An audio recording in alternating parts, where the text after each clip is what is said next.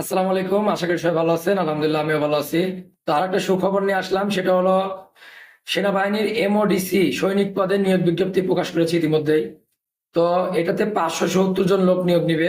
এটাতে আপনারা আবেদন করতে পারবেন এসএসসি পাস করলে। এসএসসি তে মিনিমাম 2.00 পেলেই আপনারা আবেদন করতে পারবেন।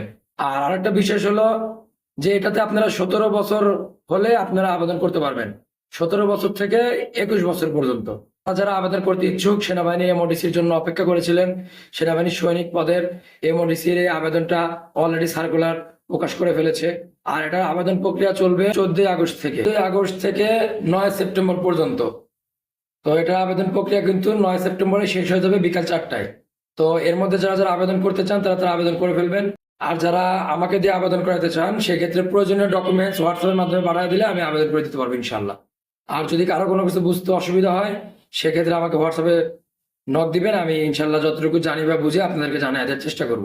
আর বিশেষ করে হলো যে যারা যারা আবেদন করবেন তারা তারা পরিপূর্ণ সার্কুলারটা পড়ে তারপর আবেদন করবেন, যেহেতু আবেদনে 300 টাকা ফি নির্ধারণ করা হয়েছে।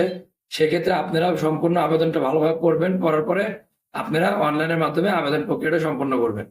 ঠিক আছে? তো 14 আগস্ট বিকাল 4টা থেকে এটা আবেদন প্রক্রিয়া চলমান থাকবে। তো আশা করি বুঝতে পারছেন। সবাই ভালো থাকবেন, সুস্থ থাকবেন। আল্লাহ হাফেজ।